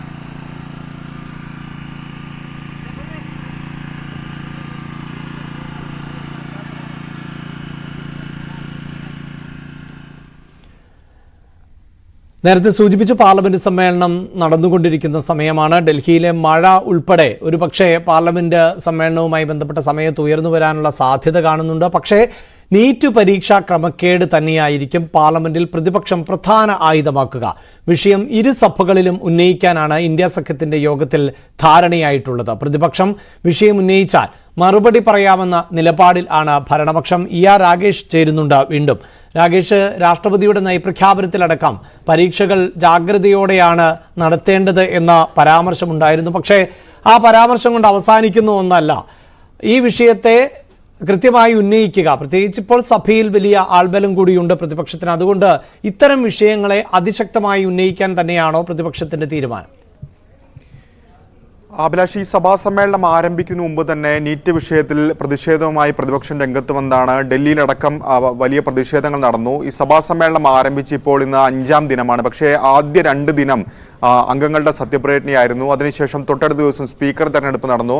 ഇന്നലെ രാഷ്ട്രപതി പാർലമെന്റിനെ അഭിസംബോധന ചെയ്തു. അപ്പോൾ ഈ ദിവസങ്ങളിലൊക്കെ തന്നെ സത്യപ്രതിജ്ഞയ്ക്കിടെയും ഇന്നലെ രാഷ്ട്രപതി സംസാരിക്കുമ്പോഴൊക്കെ തന്നെ നീറ്റ് എന്നൊക്കെ പരാമർശം പ്രതിഷേധങ്ങൾ അംഗങ്ങളുടെ ഭാഗത്തുനിന്നുണ്ടായെങ്കിൽ പോലും സജീവമായി ഈ വിഷയം ഉന്നയിക്കാൻ സാധിച്ചിരുന്നില്ല. ഇന്ന് ഏതായാലും അടിയന്തര പ്രമേയത്തിന് നോട്ടീസ് നൽകിയിരിക്കുകയാണ് പ്രതിപക്ഷം. രാഹുൽ ഗാന്ധി ലോക്സഭയിൽ അടിയന്തര പ്രമേയത്തിന് സഭ നിർത്തിവെച്ച് ഈ വിഷയം ചർച്ച ചെയ്യണമെന്ന് ആവശ്യപ്പെട്ടുകൊണ്ട് നോട്ടീസ് നൽകിയിട്ടുണ്ട്. പ്രതിപക്ഷ നിരയിൽ നിന്ന് മറ്റംഗങ്ങളും നോട്ടീസ് നൽകിയിട്ടുണ്ട്. പക്ഷേ അത് സർക്കാർ അംഗീകരിക്കുമോ എന്ന കാര്യം വ്യക്തമല്ല. അതായത് ഈ ബിസിനസ് എല്ലാം നിർത്തിവെച്ചുകൊണ്ട് ഈ ചർച്ച ചെയ്യണമെന്ന ആവശ്യം അംഗീകരിക്കാനുള്ള സാധ്യത കുറവാണ്. പക്ഷേ സർക്കാർ വ്യക്തമാക്കുന്നത് നന്ദിപ്രമേയ ചർച്ചയ്ക്കിടെ ഈ പ്രതിപക്ഷം ഈ വിഷയം ഉന്നയിക്കുകയാണെങ്കിൽ മറുപടി പറയാൻ തയ്യാറാണ് എന്നുള്ളതാണ്. വിദ്യാഭ്യാസ മന്ത്രി ധർമ്മേന്ദ്ര പ്രധാൻ ഈ വിഷയത്തിൽ മറുപടി നൽകും. കാരണം ഇതിനോടകം തന്നെ സ്വീകരിക്കാൻ കഴിയാവുന്ന നടപടികളൊക്കെ തന്നെ സ്വീകരിച്ചു കഴിഞ്ഞു. CBI അന്വേഷണം ആരംഭിച്ചിട്ടുണ്ട്. ഉന്നതതല സമിതിയെ സർക്കാർ നിയോഗിച്ചിട്ടുണ്ട്. അപ്പോൾ സർക്കാർ ഈ വിഷയത്തിൽ മറുപടി പറയാൻ തയ്യാറാണെന്ന നിലപാടിലാണ് ഏതായാലും വിദ്യാഭ്യാസ വകുപ്പും ഒപ്പം തന്നെ സർക്കാരൊക്കെ തന്നെയുള്ളത്. പക്ഷേ പ്രതിപക്ഷത്തിന്റെ ഈ നടപടികൾ നിർത്തിവെച്ചുകൊണ്ട് ഒരു വിശദമായ ചർച്ച വേണമെന്ന ആവശ്യം സർക്കാർ അംഗീകരിക്കാനുള്ള സാധ്യത കുറവാണ്. അങ്ങനെയെങ്കിൽ വലിയ രീതിയിലുള്ള പ്രതിഷേധത്തിലേക്ക് ഇന്ന് സഭ കടന്നേക്കും. അഭിലാഷ്. റൈറ്റ്. പ്രതിഷേധങ്ങൾക്ക് തീർച്ചയായും ശക്തി കൂടുതലായിരിക്കും ഇത്തവണ എന്നത് തർക്കമില്ല. പ്രതിപക്ഷ നിരയിലും അംഗബലം കൂടുതലാണ്. വളരെ പ്രധാനപ്പെട്ട ദേശീയ വാർത്തകൾ ആണ് ER രാഗേഷ് പങ്കുവച്ചത്. എങ്കിൽ നമുക്കൊരു ഇടവേള അനിവാര്യമാണ്. അതിനു മുമ്പ് അന്താരാഷ്ട്ര തലത്തിൽ ഏറ്റവും പ്രധാനപ്പെട്ട ഒരു വാർത്തയുള്ളത് അമേരിക്കൻ പ്രസിഡന്റ് തെരഞ്ഞെടുപ്പുമായി ബന്ധപ്പെട്ടാണ്. പ്രസിഡന്റ് തെരഞ്ഞെടുപ്പിന്റെ ഒരു രീതികൾ നമുക്കറിയാം. പ്രൈമറി കോക്കസ് ഉൾപ്പെടെ നടക്കും. അവിടെ നമ്മുടെ രാജ്യത്ത് നിന്നൊക്കെ വ്യത്യസ്തമായി സ്ഥാനാർത്ഥികളും രാഷ്ട്രീയ പാർട്ടികളും തമ്മിൽ നേരിട്ട് സംവാദങ്ങളിൽ ഏർപ്പെടുക, വിവിധ വിഷയങ്ങളിലടക്കം അവരുടെ നിലപാടുകൾ വ്യക്തമാക്കുക എന്നതാണ് രീതി. അങ്ങനെയുള്ള തെരഞ്ഞെടുപ്പിന്റെ ഭാഗമായുള്ള സ്ഥാനാർത്ഥികളുടെ ആദ്യ സംവാദം ഇന്ന് നടക്കുകയുണ്ടായി. പ്രസിഡന്റ് സ്ഥാനാർത്ഥികളായ ഡെമോക്രാറ്റിക് പാർട്ടി നേതാവും നിലവിലെ പ്രസിഡന്റുമായ ജോ ബൈഡനും മുൻ പ്രസിഡന്റും റിപ്പബ്ലിക്കൻ പാർട്ടി നേതാവ് ഡൊണാൾഡ് ട്രംപും തമ്മിലായിരുന്നു സംവാദത്തിൽ ഏർപ്പെട്ടത്. ജോർജിയയിലെ അറ്റ്ലാന്റയിൽ ആയിരുന്നു ആദ്യ സംവാദം നടന്നത്. നവംബർ 5 നടക്കുന്ന പ്രസിഡന്റ് തെരഞ്ഞെടുപ്പിന് മുന്നോടിയായുള്ള ആദ്യ സംവാദമാണ് നടന്നത്. 90 മിനിറ്റായിരുന്നു ഈ സംവാദത്തിന്റെ ദൈർഘ്യം. വളരെ കൃത്യമായി നിർണ്ണയിക്കപ്പെട്ട, നേരത്തെ നിശ്ചയിക്കപ്പെട്ട വിഷയങ്ങൾ മാത്രമാണ് ഈ സംവാദത്തിന് വിഷയങ്ങളായി വരുന്നത്. അതോടൊപ്പം തന്നെ വളരെ കൃത്യമായ സമയക്രമം, അതായത് ഓരോ ചോദ്യത്തിനും ഇത്ര മിനിറ്റ്, 2-3 മിനിറ്റ് എന്നതാണ് ഓരോ നേതാക്കൾക്കും അനുവദിക്കുക. അതിനപ്പുറത്തേക്ക് പോകാൻ സാധിക്കില്ല. അങ്ങനെ വളരെ കൃത്യമായ ടൈമിങ്ങിൽ നിന്നുകൊണ്ട് എന്തൊക്കെ വിഷയങ്ങളാണോ ഉള്ളത് ആ വിഷയങ്ങളിൽ കൃത്യമായ നിലപാട് പറയുക എന്നതാണ് അവിടുത്തെ ജനതയെ സംബന്ധിച്ചിടത്തോളം ഏറ്റവും പ്രധാനപ്പെട്ടതായി മാറുന്നത്. മാത്രമല്ല ഈ സംവാദ പരിപാടിയിൽ പ്രേക്ഷകർ ഉണ്ടായിരുന്നില്ല. അങ്ങനെ പ്രേക്ഷകർക്ക് സംശയം ചോദിക്കുന്നതിനുള്ള അവസരവും ഉണ്ടായിരുന്നില്ല. തെരഞ്ഞെടുപ്പ് നടപടികളുടെ ഭാഗമായി ഇനിയും ഇത്തരത്തിൽ നിരവധി സംവാദ പരിപാടികൾ നടക്കുകയും ചെയ്യും. ഇത് ഇവർക്ക് ഒരു സ്ഥിര വരുമാനമില്ലാത്ത ആളുകളാണ് കർഷകരിൽ നിന്ന്. അവരുണ്ടാക്കിയെടുക്കുന്ന ഉൽപ്പന്നത്തിന്റെ വിലയാണ് അവർക്ക് കിട്ടേണ്ടത്. അത് വായ്പ വാങ്ങിയിട്ടാണ് ഭൂരിഭാഗം കർഷകരും ഈ പണിയിൽ ഏർപ്പെട്ടിട്ടുള്ളത്. അത് ഉടനടി കൊടുക്കണം. അത് കൊടുക്കാൻ സർക്കാർ സന്നദ്ധമാകാത്ത ഒരു സാഹചര്യത്തിലാണ് കർഷകർ സംഘടിതമായ സമരത്തിലേക്ക് വരേണ്ട ഒരു സാഹചര്യം ഉണ്ടായിട്ടുള്ളത്. നെല്ല് സംഭരിച്ചിട്ട് 2 മാസം കഴിഞ്ഞു. പണം ലഭിക്കാതെ നട്ടം തിരിഞ്ഞ് കർഷകർ. വാർത്ത ഇടവേളയ്ക്ക് ശേഷം.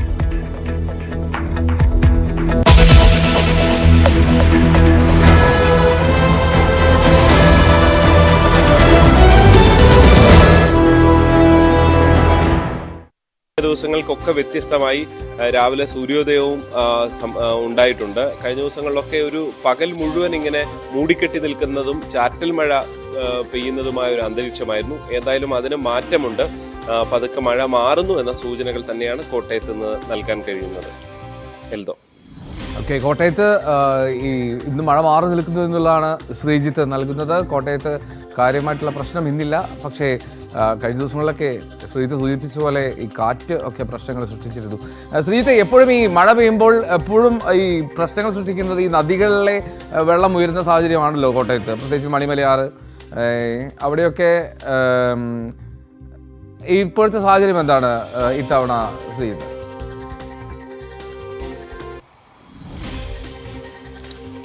എൽദോ, അതാണ് ഞാൻ നേരത്തെ ആദ്യം ചൂണ്ടിക്കാണിച്ചല്ലോ, വെള്ളം വലിയ പ്രശ്നമായിരുന്നു. വെള്ളം ഈ നദികളിൽ ഒരിടത്തും അപകട നിലയ്ക്ക് അപ്പുറത്തേക്ക് പോലും കയറിയിട്ടില്ല എന്നുള്ളതാണ് ഏറ്റവും ശ്രദ്ധേയമായിട്ടുള്ളത്. മണിമലയാറ്റിലും മീനച്ചിലാറ്റിലും ഒക്കെ സമാനമായ സ്ഥിതിയാണ്.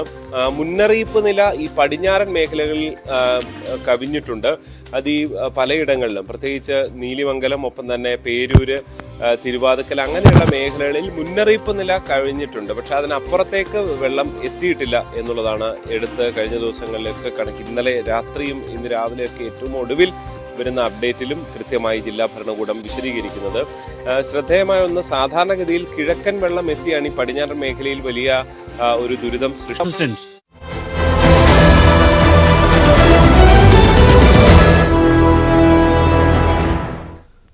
മനു തോമസിന്റെ കഴിഞ്ഞ ദിവസങ്ങളിലെ വെളിപ്പെടുത്തൽ നിയമസഭയിൽ ഉന്നയിക്കാൻ പ്രതിപക്ഷം. CPIM കണ്ണൂർ ജില്ലാ കമ്മിറ്റി മുൻ അംഗം മനു തോമസിന്റെ വെളിപ്പെടുത്തൽ ആണ് പ്രതിപക്ഷം സഭയിൽ ഉന്നയിക്കുന്നത്. പി ജയരാജൻ ഉൾപ്പെടെയുള്ള CPIM നേതാക്കൾക്കും ബന്ധുക്കൾക്കും ക്രിമിനൽ സംഘടനകളുമായുള്ള ബന്ധം ചർച്ച ചെയ്യണം എന്ന് ആവശ്യപ്പെട്ടുകൊണ്ട് ആണ് ഇപ്പോൾ പ്രതിപക്ഷം രംഗത്ത് എത്തിയിട്ടുള്ളത്. സഭാ നടപടികൾ നിർത്തിവെക്കാനുള്ള ഉപക്ഷേപത്തിന് സണ്ണി ജോസഫ് നോട്ടീസ് നൽകും. വടകര ലോക്സഭാ തെരഞ്ഞെടുപ്പിനിടെ ഉണ്ടായ വ്യക്തി അധിക്ഷേപങ്ങൾ, കാഫിർ പരാമർശം ഉൾപ്പെടെയുള്ളവയും നിയമസഭയിൽ ഇന്ന് ഉന്നയിക്കപ്പെടുന്നുണ്ട്. VV അരുൺ ആണ് വാർത്തയുടെ വിശദാംശങ്ങളുമായി ചേരുന്നത്. കഴിഞ്ഞ ദിവസങ്ങളിൽ CPIM-നെ ഏറെ പ്രതിരോധത്തിലാക്കിയ വെളിപ്പെടുത്തൽ ആയിരുന്നു മനു തോമസിന്റെ ഭാഗത്ത് നിന്ന് ഉണ്ടായത്.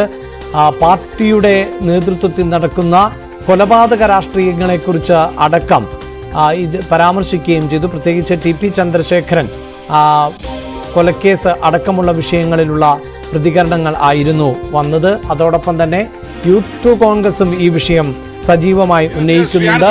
അതായത് പാർട്ടിയുടെ അറിവോടെയാണ് കണ്ണൂർ ജില്ലയിലെ കൊലപാതകങ്ങൾ നടക്കുന്നത് എന്നുള്ളതായിരുന്നു യൂത്ത് കോൺഗ്രസിന്റെ ആക്ഷേപം. മിഥുനാണ് ചേരുന്നത്, MG മിഥുനാണ് ചേരുന്നത്, VV അരുണല്ല. മിഥുനിലേക്ക് പോകുമ്പോൾ മിഥുൻ, അവിടെ ഈ വിഷയം സജീവമായി രാഷ്ട്രീയ കേരളം ചർച്ച ചെയ്യുന്ന ഒന്നാണ്. തെരഞ്ഞെടുപ്പിന് മുമ്പ് തന്നെ ബോംബ് രാഷ്ട്രീയം ചർച്ചയായിരുന്നു. അതിനിടയിലായിരുന്നു ബോംബ് നിർമ്മാണത്തിനിടെ സ്ഫോടനമുണ്ടായി മരിച്ചവർക്ക് സ്മാരകം നിർമ്മിച്ചത്. അതിനുശേഷം ഇപ്പോഴിതാ ഈ മനുവിന്റെ വെളിപ്പെടുത്തൽ കൂടി പുറത്തേക്ക് വരുന്നു. അപ്പോൾ അതിനെ കൃത്യമായ ആയുധമാക്കി മാറ്റുകയാണോ കോൺഗ്രസ്? ഇപ്പോൾ സഭയിൽ നിന്നുള്ള MP രാജേഷിന്റെ പ്രതികരണം അടക്കം പുറത്തു വന്നുകൊണ്ടിരിക്കുന്നു. Under section 468, 465, 471 IPC, 66C IT act എന്ന കേസ് രജിസ്റ്റർ ചെയ്യുകയും തിരിച്ചറിയൽ കാർഡ് വ്യാജമായി നിർമ്മിക്കാൻ ഉതകുന്ന ആപ്ലിക്കേഷൻ. മിഥുൻ, എന്തായാലും സഭാ നടപടികൾ തുടർന്നുകൊണ്ടിരിക്കുന്നു. പ്രതിപക്ഷത്തിന്റെ ആവശ്യം അംഗീകരിച്ചോ സ്പീക്കർ? അഭിലാഷ്, ഇപ്പോൾ ചോദ്യോത്തരവേള പുരോഗമിച്ചുകൊണ്ടിരിക്കുകയാണ്. ഈ വേളയിലാണ് ഇത്തരത്തിൽ വടകരയുടെ വർഗീയ പരാമർശം പ്രതിപക്ഷം സഭയിൽ ഉന്നയിക്കുകയും ചെയ്ത് മാറ്റിക്കൊടുക്കുന്നതാണ്. ഒപ്പം തന്നെ PJ വിനോദും IC ബാലൻസും അടക്കമുള്ള പ്രതിപക്ഷ MLA-മാരാണ് ഈ ചോദ്യം പ്രധാനമായി ഉന്നയിച്ചത്. ഇതിന് മുഖ്യമന്ത്രിയായിരുന്നു മറുപടി പറയേണ്ടത്. മുഖ്യമന്ത്രിയുടെ അസാന്നിധ്യത്തിൽ MP രാജേഷാണ് ഇതിന് മറുപടി നൽകിയത്. അതായത് LDF-ന്റെയും UDF-ന്റെയും പരാതികൾ ലഭിച്ചിരുന്നു. രണ്ടിലും പോലീസ് കേസെടുത്തു. ഫേസ്ബുക്കിൽ നിന്ന് ഇത് സംബന്ധിച്ച് റിപ്പോർട്ട് ചെയ്തിട്ടുണ്ട്. ഗൗരവമായ നടപടി ഇത് സ്വീകരിക്കുമെന്ന് അദ്ദേഹം വ്യക്തമാക്കുകയും ചെയ്തു. കൂടാതെ അന്വേഷണം മുന്നോട്ട് പോകണമെങ്കിൽ പ്രൊഫൈൽ വിവരങ്ങൾ ഫേസ്ബുക്കിൽ നിന്ന് ലഭിക്കണം. അത് കിട്ടുന്ന മുറയ്ക്ക് ഇതിന്റെ തുടർ നടപടികൾ സ്വീകരിക്കും. FIR അടക്കം ഇട്ട് മുന്നോട്ട് പോകുമെന്ന് അദ്ദേഹം പറയുകയും ചെയ്തു. പക്ഷേ ഇതിനെതിരെ കണ്ടിച്ചുകൊണ്ട് മാറ്റിക്കൊടുക്കുന്ന രംഗത്ത് അതായത് മുൻ CPIM MLA 40 ദിവസത്തോളം പ്രൊഫൈൽ പിക്ചറായി ഇത് പ്രചരിപ്പിച്ചു. എന്നാൽ മുൻ MLA ഇതുവരെ പ്രതിയാക്കിയിട്ടുണ്ടോ, അതൊപ്പം തന്നെ ആരൊക്കെയാണ് ഇതിന്റെ പ്രതികളെന്ന് വ്യക്തമാക്കാമോ, ഒപ്പം തന്നെ FIR ഇട്ടിട്ടുണ്ടോ തുടങ്ങിയ ചോദ്യങ്ങൾ കൂടി അവയിൽ ഉയർന്നു വരികയും ചെയ്തു. എന്നാൽ തിരിച്ച് MP രാജേഷിന് മറുപടി നൽകിയത് താങ്കളുടെ അഭിഭാഷകൻ കൂടിയാണ്. അതുകൊണ്ട് തന്നെ സൈബർ കുറ്റകൃത്യങ്ങൾക്ക് ഏത് തരത്തിലാണ് കേസുകൾ എടുക്കേണ്ടത്, അതിന് പ്രൊഫൈൽ പിക്ചറിന്റെ അല്ലെങ്കിൽ പ്രൊഫൈൽ വിവരങ്ങൾ ലഭ്യമാക്കണം. അതിനനുസരിച്ച് മാത്രമേ സർക്കാരിന് മുന്നോട്ട് പോകാൻ സാധിക്കൂ എന്നുള്ളതാണ് MP രാജേഷ് വ്യക്തമാക്കിയത്. ഒപ്പം തന്നെ അങ്ങേയറ്റത്തെ ഗൗരവത്തോടെയാണ് സർക്കാർ ഈ ഒരു വിഷയത്തെ കാണുകയും ചെയ്യുന്നത്. അത് കൊണ്ട് തന്നെ നടപടിയെടുത്ത് തന്നെ ശക്തമായ നടപടിയെടുത്ത് തന്നെ മുന്നോട്ട് പോകുന്ന MP രാജേഷ് സഭയെ അറിയിച്ചു. തുടർന്നാണ് ഈ ഒരു ആർട്ടിക്കിളിൽ ഈ വ്യാജ ID കേസുമായി തെരഞ്ഞെടുപ്പ് കമ്മീഷനും വ്യാജ ID കേസ്, യൂത്ത് കോൺഗ്രസിന്റെ ID കേസുമായി ബന്ധപ്പെട്ടുള്ള ചോദ്യം ഈ സഭയിൽ ഉയർത്തുകയും ചെയ്തു. അതേ തുടർന്നാണ് ഭരണ പ്രതിപക്ഷ ബഹളം ബാധിക്കുകയും ചെയ്തത്. ഇപ്പോൾ നിലവിൽ സഭയുടെ നടുത്തളത്തിലിറങ്ങി പ്രതിപക്ഷം പ്രതിഷേധിക്കുകയും ചെയ്യുന്നു. ഇപ്പോൾ സമാധാനപരമായ രീതിയിലേക്ക് കാര്യങ്ങൾ പോകുന്നു എന്ന് തന്നെയാണ് മനസ്സിലാക്കുന്നത്. ഇപ്പോൾ മന്ത്രി MP രാജേഷ് മറുപടി നൽകിയാണ്. അഭിലാഷ്, രാഷ്ട്രീയമായി ഏറ്റവും പ്രധാനപ്പെട്ട വാർത്ത എന്നത് മനു തോമസിന്റെ വെളിപ്പെടുത്തൽ തന്നെയാണ്. അതിൽ തുടർ നീക്കങ്ങൾ പ്രതിപക്ഷത്തിന്റെ ഭാഗത്തു നിന്നുണ്ടാകുന്നു. വിഷയം അതിശക്തമായി തന്നെ ഉന്നയിക്കുകയാണ് പ്രതിപക്ഷം. അവിടെ പറയട്ടെ, യെസ്, അവിടെ ഇരിക്കുക. എല്ലാരും എഴുന്നേൽക്കണ്ട, മിനിസ്റ്റർ പറയട്ടെ. എല്ലാരും എണീക്കണ്ട, മിനിസ്റ്റർ പറയട്ടെ പ്ലീസ്. അദ്ദേഹം പറയട്ടെ എന്ന്, അദ്ദേഹം പറയട്ടെ. അദ്ദേഹം അവിടെ ആരും മിണ്ടുന്നില്ലല്ലോ, അദ്ദേഹം പറയട്ടെ. വാർത്താരംഭത്തിന്റെ തുടക്കത്തിൽ സൂചിപ്പിച്ചിരുന്നു, ക്രിക്കറ്റ് ആരാധകരെ സംബന്ധിച്ചിടത്തോളം ഏറെ സന്തോഷമുള്ള ഒരു ദിവസമാണ് എന്ന്. 2020 ലോകകപ്പിൽ ഇന്ത്യ ഫൈനലിൽ കടന്നിരിക്കുകയാണ്. സെമി ഫൈനലിൽ ഇംഗ്ലണ്ടിനെ 68 റൺസിന് ആധികാരികമായി തന്നെയാണ് ഇന്ത്യ തകർത്തത്. ആദ്യം ബാറ്റ് ചെയ്ത ഇന്ത്യ 7 വിക്കറ്റ് നഷ്ടത്തിൽ 171 റൺസ് എടുത്തപ്പോൾ ഇംഗ്ലണ്ടിന്റെ പ്രകടനം 16.4 ഓവറിൽ 103 റൺസിന് പൂർത്തിയാകുന്ന സാഹചര്യമാണ് ഉണ്ടായത്. സ്പോർട്സ് ഡെസ്കിൽ നിന്ന് എൽദോ പോൾ പുതുശ്ശേരി വാർത്തയുടെ വിശദാംശങ്ങളുമായി ചേരും. എൽദോ, ഏറെ പ്രതീക്ഷയുള്ള, അതായത് ഇനിയിപ്പോൾ ഒരു ചുണ്ടിൻ്റെ അകലം എന്ന് വേണമെങ്കിൽ എന്ന് നമുക്ക് പറയാം, അത്തരത്തിൽ അത് ആണ് 2007 ആവർത്തിക്കുമോ എന്ന് ആരാധകർ ഉറ്റുനോക്കുന്നു. ഒപ്പം കഴിഞ്ഞ ദിവസത്തെ ഒരു പ്രകടനം അത് പ്രതീക്ഷിച്ചതിനേക്കാൾ ഒരു നിരുപാധികമായ കീഴടങ്ങൽ ആയിപ്പോയോ ഇംഗ്ലണ്ടിൻ്റേത്? അഭിലാഷ്, ഒരു പക്ഷേ ഈ ക്രിക്കറ്റ് നിരീക്ഷകരൊക്കെ വിശേഷിപ്പിക്കുന്നത് അത്തരത്തിലാണ്. ഇംഗ്ലണ്ടിന്റെ ഇത്രമാത്രം ഒരു കീഴടങ്ങൾ പ്രതീക്ഷിച്ചില്ല സെമി ഫൈനലിൽ എന്നുള്ളതാണ്. പ്രത്യേകിച്ച് നമുക്ക് ഇംഗ്ലണ്ടിന്റെ ഒരു നിലവിലെ ഫോമും അവരുടെ ബാറ്റർമാരുടെ മികവും ഒക്കെ അറിയാം. പക്ഷേ അപ്പോൾ 6 ബാറ്റർമാരാണ് 2 അക്കം കാണാതെ പുറത്തായത്. ഏറ്റവും ഒടുവിൽ നോട്ട് ഔട്ടായി നിന്ന ടോപ്ലിയും അത് 2 അക്കത്തിലേക്ക് എത്തിയില്ല. അങ്ങനെ ഒരു നിസ്സംശയം ഇന്ത്യയുടെ 172 റൺസ് വിജയലക്ഷ്യം എന്ന ഇന്ത്യ ഉയർത്തിയ വിജയലക്ഷ്യത്തിലേക്ക് അടുത്ത ഇംഗ്ലണ്ടിന് 68 റൺസിന്റെ ദയനീയ തോൽവി ഏറ്റുവാങ്ങേണ്ടി വന്നു എന്നുള്ളതാണ് ഏറ്റവും പ്രധാനപ്പെട്ട കാര്യം. ഇന്ത്യയുടെ ബോളർമാരുടെ മികവ് കൂടി എടുത്തു പറയണം. പ്രത്യേകിച്ച് സ്പിന്നർമാർ കുൽദീപ് യാദവും അക്സർ പട്ടേലും. കുൽദീപ് യാദവിനെ ആ ട്രാക്കിൽ നേരിടുക ഏറെക്കുറെ അസാധ്യമായിരുന്നു ഇംഗ്ലീഷ് ബാറ്റർമാർക്ക്. അക്സർ പട്ടേൽ നിർണായകമായിട്ടുള്ള വിക്കറ്റുകൾ വീഴ്ത്ത് ആ തോൽവിയുടെ ആഘാതം അത് ഇരട്ടിയാക്കുകയും ചെയ്തു.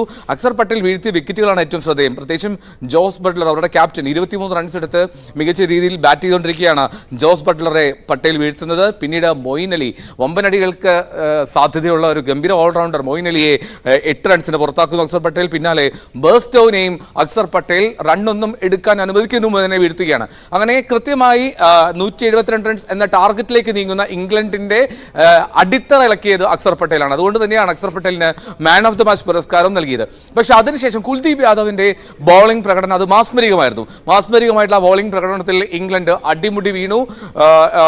ജസ്പ്രീത് ബുംറയും വിക്കറ്റ് വേട്ടയിൽ പങ്കാളിയായതോടുകൂടി 2 വിക്കറ്റ് നേട്ടവുമായി ബുംറയും ആ വിക്കറ്റ് വേട്ടയിൽ ചേർന്നതോടെ ഇംഗ്ലണ്ടിന് പിന്നെ മറുപടി ഇല്ലാത്ത സാഹചര്യമായി. ഗയാനയിൽ അത്ര എളുപ്പമായിരുന്നില്ല കാര്യങ്ങൾ. 160 മുകളിൽ ഒരു ടാർഗറ്റ് ഉണ്ടായാൽ തന്നെ അവിടെ ജയിക്കാൻ കഴിയുമെന്നുള്ളത് മത്സരത്തിന് മുമ്പ് തന്നെ മുൻ ക്രിക്കറ്റ് താരങ്ങൾ അഭിപ്രായപ്പെട്ടിരുന്നു. അങ്ങനെയാണ് ഇന്ത്യ 171 എന്ന ടോട്ടലിലേക്ക് എത്തിയത്. 171 എന്ന ടോട്ടൽ ഇന്ത്യ മുന്നോട്ട് വെച്ചപ്പോൾ തന്നെ അവിടെ ഇന്ത്യക്ക് ഒരു ആധിപത്യം ഉണ്ടായി എന്നുള്ളതാണ് ഏറ്റവും പ്രധാനപ്പെട്ട കാര്യം. ഇനി ഇന്ത്യ ആശങ്കപ്പെടുത്തുന്ന ചില ഘടകങ്ങളും ഈ ജയത്തിനിടയിലുണ്ട്. അതിൽ ഏറ്റവും പ്രധാനം അത് വിരാട് കോഹ്ലിയുടെ മോശം ഫോമാണ്. വിരാട് കോഹ്ലി വീണ്ടും ഈ ടൂർണമെന്റിൽ തന്റെ മോശം ഫോം തുടരുന്നു. വിരാട് കോഹ്ലി പ്രതീക്ഷയ്ക്ക് ഉയരുമെന്ന് കരുതിയിരുന്ന സെമി ഫൈനലിൽ 9 റൺസിനാണ് കോഹ്ലി പുറത്താവുന്നത്. രോഹിത് ശർമ്മ ഹിറ്റ്മാന്റെ അതിഗംഭീര മികവാണ് ഇന്ത്യക്ക് വീണ്ടും തുണയായത്. 57 റൺസ് എടുത്ത് രോഹിത് ശർമ്മ ടോപ്പ് സ്കോററായപ്പോൾ 47 റൺസുമായി സൂര്യകുമാർ യാദവിനെ സ്കൈ എന്നാണ് വിളിക്കുക. അവിടുത്തെ ആകാശം മൂടിക്കെട്ടിയതാണെങ്കിൽ ആകാശത്തിൽ തിളങ്ങി നിന്നത് സ്കൈ ആയിരുന്നു 47 റൺസുമായി. അങ്ങനെ ഈ 2 ബാറ്റർമാരുടെ പ്രകടനമാണ് ഇന്ത്യക്ക് ഭേദപ്പെട്ട എന്നുള്ള മികച്ച ഒരു ടോട്ടൽ തന്നെ നൽകിയത് ആ സ്റ്റേഡിയത്തെ സംബന്ധിച്ച്. ഇനി അടുത്ത മത്സരം നടക്കേണ്ടത് ഫൈനൽ, അത് ബാർബഡോസിലാണ്. ബാർബഡോസ് എന്ന് പറയുന്നത് അതായത് ബ്രിഡ്ജ്ടൗണിലെ ആ സ്റ്റേഡിയം അത് വീണ്ടും സ്പിന്നർമാർക്ക് അനുകൂലമാകുമെന്നുള്ളതാണ് വിലയിരുത്തൽ. അങ്ങനെയെങ്കിൽ കുൽദീപ് യാദവും അക്സർ പട്ടേലും തന്നെ മത്സരത്തിന്റെ ഗതി നിയന്ത്രിക്കും എന്നുള്ളതാണ് ഏറ്റവും ശ്രദ്ധേയം. ദക്ഷിണാഫ്രിക്കൻ താരങ്ങൾക്ക് അത്രമാത്രം മികവിലേക്ക് എത്താൻ കഴിയുമോ, ഇവരെ നേരിടാൻ കഴിയുമോ എന്നുള്ളതൊക്കെ സംശയകരമാണ്.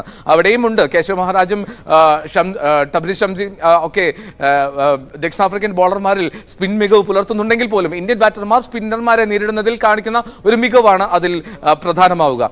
ഇനി ഇന്ത്യ ആശങ്കപ്പെടുത്തുന്ന മറ്റൊരു കാര്യം അത് ശിവൻ ദുബൈയുടെ മോശം ഫോമാണ്. ശിവൻ ദുബൈയും ഇതുപോലെ ഈ ടൂർണമെന്റിൽ USA-ക്കെതിരെ മാത്രമാണ് ഫോമിലേക്ക് എത്തിയത്. അതിനുശേഷം ഒരു മത്സരത്തിലും ദുബൈക്ക് പ്രതീക്ഷിച്ച മികവിലേക്ക് എത്താൻ കഴിഞ്ഞില്ല. മറ്റൊരു ബോളിംഗ് ഓപ്ഷൻ എന്ന നിലയിൽ ദുബൈയെ ടീമിൽ നിലനിർത്തേണ്ട സാഹചര്യമുണ്ടോ എന്നുള്ളതാണ് ക്രിക്കറ്റ് വിദഗ്ധർ ചോദിക്കുന്നത്. സഞ്ജു സാംസണിനോ യശസ്വി ജയ്സ്വാളിനോ അവസരം നൽകി ഓപ്പണിംഗിലേക്ക് അവരെ കൊണ്ടുവന്ന് വിരാട് കോഹ്ലിയെ 1 ഡൗണിലേക്ക് കൊണ്ടുവരിക എന്നുള്ള ആശയം എല്ലാവരും മുന്നോട്ട് വയ്ക്കുന്നു. പക്ഷേ ഈ രാഹുൽ ദ്രാവിഡ് എന്ന് പറയുന്ന ഇന്ത്യൻ ടീമിന്റെ കോച്ച് അതിനെ എത്രത്തോളം സ്വീകരിക്കുമെന്നുള്ളതാണ്. കാരണം എപ്പോഴും പറയും ഒരു വിന്നിംഗ് കോമ്പിനേഷൻ നിലനിർത്താൻ ആഗ്രഹിക്കുന്ന താല്പര്യപ്പെടുന്ന ഒരു പരിശീലകനാണ് രാഹുൽ ദ്രാവിഡ്. അതുകൊണ്ട് തന്നെ അതിൽ വലിയ മാറ്റമുണ്ടാകുമോ എന്ന് ഫൈനലിൽ നാളെ രാത്രി 8 മണിക്ക് നടക്കുന്ന ഫൈനലിൽ അത് പ്രതീക്ഷിക്കുക അസാധ്യമാണ്. അഭിലാഷ്, തീർച്ചയായും നമുക്ക് നാളെ രാത്രി വരെ കാത്തിരിക്കാം. ആ കപ്പ് നമുക്ക് തന്നെ നേടാൻ സാധിക്കുമോ എന്ന് വിശദാംശങ്ങൾ നൽകിയത് സ്പോർട്സ് ഡെസ്കിൽ നിന്നും എൽദോ പോൾ, പുതുശ്ശേരി. ഒരിടവേള കൂടി.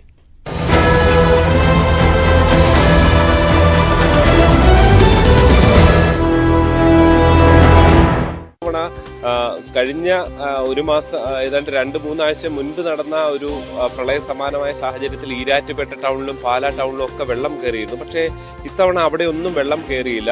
ഈ തുടർച്ചയായി ഈ പടിഞ്ഞാറൻ മേഖലയിൽ കോട്ടയം അടക്കമുള്ള പ്രദേശങ്ങളിൽ തുടർച്ചയായി മഴ പെയ്തപ്പോൾ ആ മഴവെള്ളം എത്തിയാണ് ഈ തോടുകളൊക്കെ നിറഞ്ഞ് ഈ പടിഞ്ഞാറൻ മേഖലയിൽ വെള്ളക്കെട്ടുണ്ടായത്. പാലയിലോ അല്ലെങ്കിൽ ഈരാറ്റുപേട്ട പോലെയുള്ള കിഴക്കൻ മേഖലകളിലൊന്നും അങ്ങനെ ഒരു ദുരിതം ഉണ്ടായിട്ടില്ല. ജില്ലയിലൊട്ടാകെ മഴയുണ്ടായിരുന്നു. പക്ഷേ കഴിഞ്ഞ ഇതുവരെ കാണാത്ത നിലയിലുള്ള ഒരു സാഹചര്യമാണ് ഇവിടെ ഉണ്ടായത് എന്ന് തന്നെ പറയേണ്ടി വരും. അതായത് നദികളിലെ ജലനിരപ്പ് ഒരു പ്രശ്നമായി മാറിയിട്ടില്ല എന്ന് തന്നെ പറയേണ്ടി വരും.